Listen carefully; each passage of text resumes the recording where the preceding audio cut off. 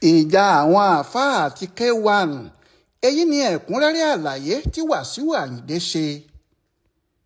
Ìwádìí fi hàn pé ìjà tó ń lọ láàrin ọ̀gá olórin fújì ní Alhaji Wasiu Ayinde Marshal, ẹni táwọn èèyàn ń pè ní K1 the Ultimate, kò tí ì ṣetán tí yóò parí bọ̀rọ̀ o.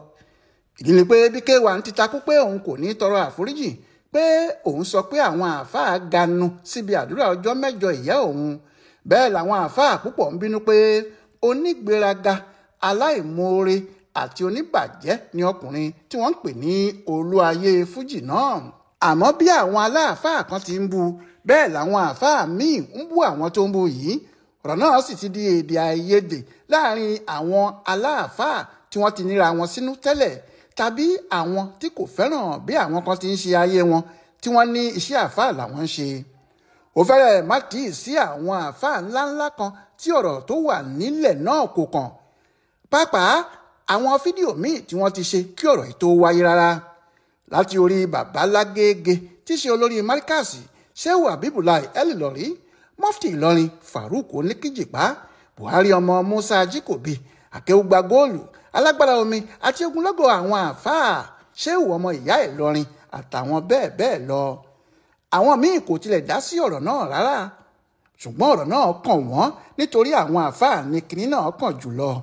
Bẹ́ẹ̀ kó tó dìgbà náà ni àwọn ẹni bí ẹni tí wàá dárò pẹ̀lú Wasiu Ayinde fún ti ìyá rẹ̀ tó dolóògbé Alhaja Alimatu Shadia ní fowó ṣe. Ó fẹ́rẹ̀ má sí eléré ńlá kan tàbí àwọn òṣèré pàtàkì àti àwọn èèyàn gidi láàrin ìlú tí wọn kò sí níbi ayẹyẹ náà. Àwọn olórin bíi Wizkid, Small Doctor, Admiral Dele Abiodun, Shina Peters, Saheed Òṣùpá, Alabi Pasuma, Taye Currency, Ayinde Merengue, Sule Malaika, Sefiu Alao àtàwọn òṣèré lóríṣiríṣi bíi Fẹ́mi Adébáyọ̀, Mr Latin, Rose Odika, Jinadu Ewele, Bukky Wright, Fathia Balogun, Síkírátù Síndodo, Tóyọ̀sí Adésànyà, Fọlúkẹ́ Dáramọ́lá àtàwọn míì bẹ́ẹ̀ bẹ́ẹ̀ lọ. Gbogbo wọn ni wọ́n wá fún ẹ̀yẹ ìkẹyìn ìyá akọrin ńlá náà. Paríparí ẹ̀sìn ní ti gómìnà ìpínlẹ̀ Ògùn Dàpọ̀ Abíọ́dún tó dé síbi ayẹyẹ náà tó sì jókòó níwájú àwọn aláàfáà níbi tí wọ́n ti ń ṣàdúrà lóríṣiríṣi. Gbogbo eléyìí ló ń lọ lọ́wọ́ nígbà tí àwọn kan bẹ̀rẹ̀ sí í ju fọ́nrán fídíò kan sáàrin ara wọn. Fídíò náà sì ni Ganusi wà nínú ẹ̀. Ohun tó sì padà di wàhálà náà nìyẹn, ìyẹn Ganusi làwọn èèyàn míì gbọ́, wọn kò mọ ohun tó ṣẹlẹ̀ gan. Bí ọ̀rọ̀ náà sì ti jẹ́ ni pé Wasiu Ayinde ń bá ẹnìkan sọ̀rọ̀ ni.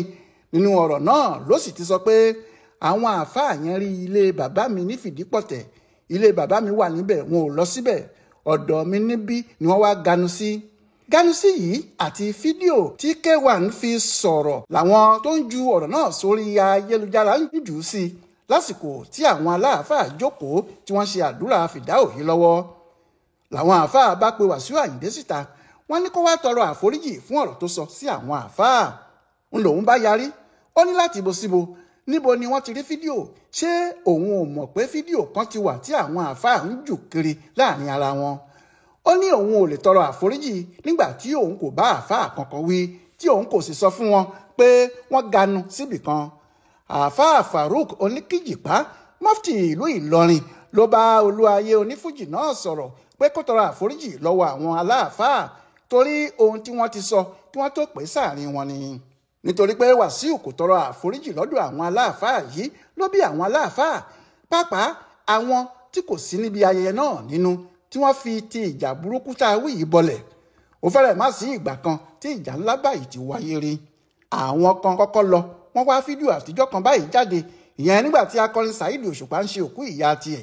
Wọ́n sì fi hàn ayé pé Wasiu Ayinde sọ̀rọ̀ sí àwọn aláàfáà níbẹ̀ kí ó dàbí pé ó ju ara ẹ̀ lójú púpọ̀, àwọn àáfàá kò sì jẹ́ nǹkan kan lójú ẹ̀ mọ́ rárá. Ìyẹn ló fa ìjà rẹpẹtẹ tí wọ́n ti bọlẹ̀ fún un. Ẹnìkan tó kọ́kọ́ jáde nínú àwọn àáfàá yìí, èpè burúkú ló kì bẹnu. Ìpè náà pọ̀ débi pé àwọn èèyàn ń bèrè pé ṣé ọ̀rọ̀ yìí ni àbí ọ̀rọ̀ míì, àbí nígbà tí àáfàá yìí ní gbogbo ohun tí ọkùnrin olórin yìí bá ní yóò parẹ́ láìpẹ́ yìí. Àáfàá náà fi kún èpè rẹ̀ báyìí pé Ọlọ́run yóò làálàṣí rẹ̀. Àwọn àáfàá ni wọ́n ń ganu. Bí nǹkan bá gbé ọ tí wọ́n lò wí bẹ́ẹ̀, a word, just say sorry, kò ní dáa fún ọ. Bó o bá ní ò ní nímọ́, ó tòṣì tó fi kú ni òjò aburú tó rọ̀ sí wọn l'Amẹ́ríkà yóò rọ̀ sínú ilé rẹ̀ tọmọtọmọ. Bí àwọn èèyàn ti ń kọ háàháà sí èpè tí ọkùnrin Aafaa yìí ṣẹ́, bẹ́ẹ̀ lẹ́lòmíì nínú Aafaa yìí kan náà ni òun náà tún jáde ó kì í pé tirẹ̀ gbọ́nu lórí ayélujára. Ó ní àmọ́ nígbà torí rẹ̀ ti dàrú, ó ní àwọn Aafaa wá ganu sílé òun. Ilé wo ni wèrè kọ́? Owó wo lè lérí ibú ní? Ìwọ alágbe tágbe wá gbé ọ tí wọ́n ń fún ọ lówó tó wàá mọ ohun tó ń ṣe mọ́.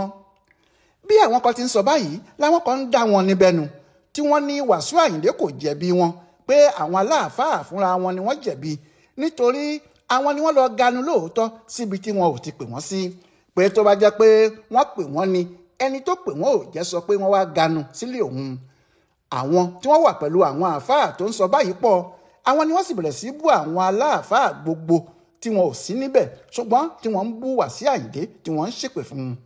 Kódà àwọn míì ní tó bá jẹ́ àwọn ni àwọn ò ní dúró, pé tó bá jẹ́ àwọn ni Ṣéwù Oníkìjìpá tó sọ̀rọ̀ pé kí Wasiu Ayinde tọrọ àforíjì tí kò dáhùn, lẹ́sẹ̀kẹsẹ̀ náà làwọn yóò kúrò níbẹ̀ nítorí nǹkan burúkú ni.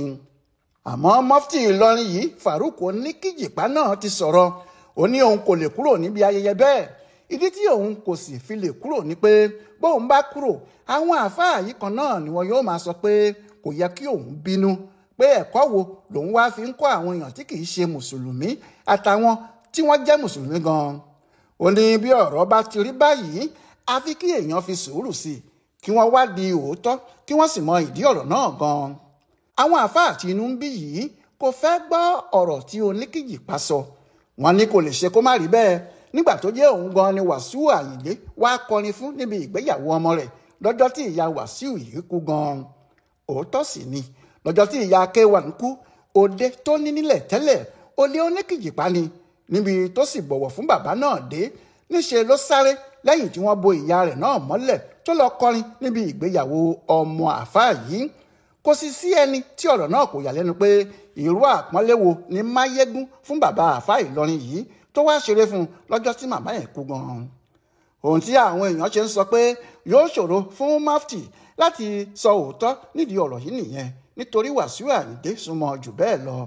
Kódà ọ̀kan nínú àwọn àgbà onímọ̀ wọn Alágbára Omi sọ nínú fídíò tirẹ̀ pé ẹni tó bá Wasiu Ayinde sọ̀rọ̀ pé kó tọrọ àforíjì tí èèyàn ní òun kò lè tọrọ àforíjì, ó níyẹn kì í ṣe ojúlówó àáfàá ni, nítorí tó bá jẹ́ àáfàá gidi ni kò gbọ́dọ̀ pàṣẹ fẹ́nìkan lórí ìjókòó tó wà yẹn kí àṣẹ náà má ṣẹ. Ó ní níwọ̀n ìgbà tí àáfàá kan bá pàṣẹ tí kò lè ṣẹ lójú ẹsẹ̀, tọ̀hún kì í ṣe àáfàá, a jẹ́ pé oyè tí tọ̀hún ń gbé kiri wọ́n rà á fún ni, òun kọ́ ló ní. Nígbà tí àwọn èèyàn kàn sí Alágbára Omi lórí ọ̀rọ̀ tó sọ náà pé ṣé Mufti ló ń bá wí bẹ́ẹ̀, ó lóun kò bá Mufti Oníkìjìpá wí o, torí ẹni tóun bọ̀wọ̀ fún gidigidi ni, bó tilẹ̀ jẹ́ pé Mufti fúnra ẹ̀ ló máa ń ṣe bí ẹni pé òun kò rí àwọn tí yóò sì ṣe àwọn bí ẹni pé àwọn ò jẹ́ kinní kan. Báyìí ni ọ̀rọ̀ ó ganu sí kò ganu sí di ìjà rẹpẹtẹ láàrin àwọn aláàfáà yíkáyíká. Àmọ́ kì í ṣe àwọn aláàfáà nìkan ni ọ̀rọ̀ náà wà láàrin wọn. Àwọn olórin náà ti tẹ́wọ́ gbà á nítorí ọmọkùnrin olórin tàkasúfèé tí wọ́n ń pè ní Portable ti ṣe orin ganu sí i. Bẹ́ẹ̀ ni Ìrètí náà wà nínú àwọn tí wọ́n kọrin lórí fídíò kan tí wọ́n sọ pé ganu sí Jésù ni mo ganu sí, n ò lè ṣubú. Àwọn aláwàdà tí wọ́n sin àwọn babaláwo jẹ náà ti mú odù tí wọ́n jáde nínú ọ̀rọ̀ yìí. Ògbèganu ni wọ́n pe odù náà. Nígbà tí wọ́n bá sì kí ayédèrú ifá náà lọ títí tí wọ́n kì í lọ tí wọ́n kì í bọ̀, wọ́n yóò ní àwọn àáfàá alátẹnujẹ ni wọ́n ń ganu sílẹ̀ káàkiri pé ohun tó sọ wọ́n di oníyẹ̀yẹ́ láàrin ìlú nìyẹn. Níbi tí yẹ̀yẹ́ náà sì pọ̀ dé, K1 the Ultimate náà jáde, wọ́n gbé fídíò ẹ̀ kan síta tó sọ níbẹ̀ pé òun ti di Sanni, tó kọrin báyìí níbẹ̀ pé bí ẹ rokú sí mi ẹ̀yin lẹ máa kú, bí ẹ ròyà sí mi ẹ̀yin lẹ máa jẹ́, gbogbo ìgbàkigbà tí ẹ bá ti ń ro burúkú sí mi ẹ gbà pé Sanni ni mí, ẹ̀yin lẹ máa rù ú, ọmọgbọ́láhàn àfi tẹ́ ẹ bá jáwọ́ jọjọ. Bẹ́ẹ̀ ló sì tún kọrin níbòmíì pé kí wọ́n má fìyà jẹ òun o nítorí ọmọ òkú ọ̀run lòun.